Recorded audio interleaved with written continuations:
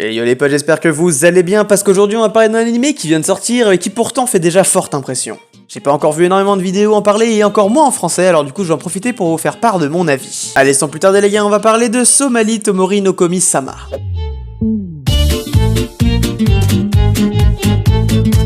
Somali Tomori est un animé du studio Stylite connu pour avoir fait Fairy Tail ou encore Nanbaka. Je pense que j'ai pas besoin de faire une description. Ce dernier est édité par Crunchyroll et là je vous fais même pas une liste. Enfin, à la limite, moi, le mois derrière l'écran, là, y a pas moyen que tu nous mettes quelques animés de ce studio?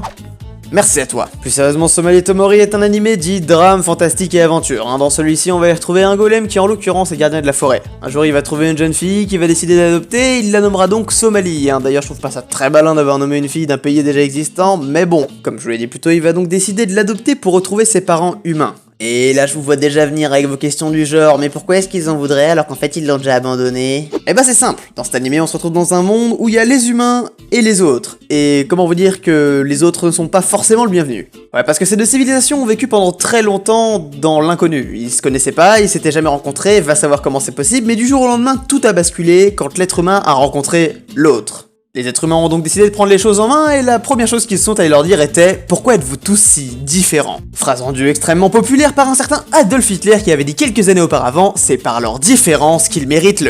Donc comme vous avez pu le comprendre auparavant, côté histoire, on est axé sur de la fantasy et non géopolitique comme on pourrait le penser. On se retrouve dans un monde fantastique avec une humanité en voie de disparition et pas mal d'autres espèces qui justement souhaitent les exterminer. Alors, hormis l'extinction de l'homme, cette fiction apporte énormément de choses positives avec elle, bien que l'extinction de l'homme soit peut-être quelque chose d'extrêmement positif. Et ce que j'entends par apporter de bonnes choses, c'est notamment leur animation. Ils ont fait Fairy Tail et ça, c'est clair, ça se voit, c'est magnifique, les couleurs sont super belles. En tout cas, moi, ça me fait kiffer. À savoir que les villes capitales sont extrêmement bien travaillées, ils ont pris en compte les cultures de chaque race, entre guillemets, un petit peu ce qui fait partie du culte japonais, etc. Ça donne vraiment des villes super jolies, plein de couleurs, c'est un kiff total à regarder. Du point de vue histoire, nos deux amis vont se hâter pour retrouver les parents de Somali, parce que oui, le golem peut vivre jusqu'à 1000 ans et MDR, il ne lui reste plus qu'1 an et demi de vie. Je suis pas très bon en maths, mais je vous assure les probabilités étaient assez basses. Ils voyageront donc énormément et le plus rapidement possible de sorte à se trouver les parents de la jeune fille avant le décès de l'homme de pierre, et ils devront utiliser les fourberies les plus inimaginables pour tout simplement passer à travers les mailles du filet et éviter de griller la couverture de la gamine. Parce que oui, tout se base sur cette petite veste qu'elle porte avec des cornes. La meuf elle a un pyjama licorne et on est en train de faire croire à tout le monde que c'est un minotaure. Enfin bref, c'est un détail, je sais, vous me direz que c'est un détail, mais c'est quand même un détail qui sauve tout l'animé. On notera aussi la superbe implication du studio vis-à-vis des émotions de l'homme de pierre.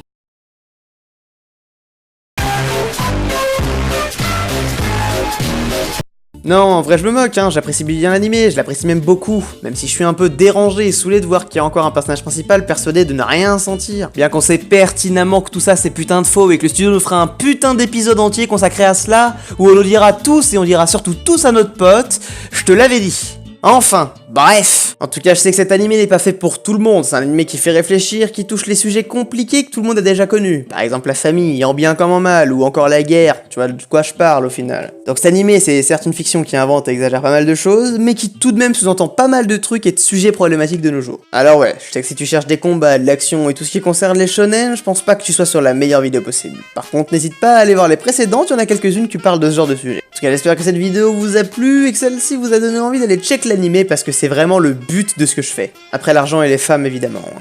On possède pour le moment que 3 épisodes sur cet animé, donc j'espère pouvoir et je pense vous faire une vidéo sur cet animé une fois qu'il sera terminé.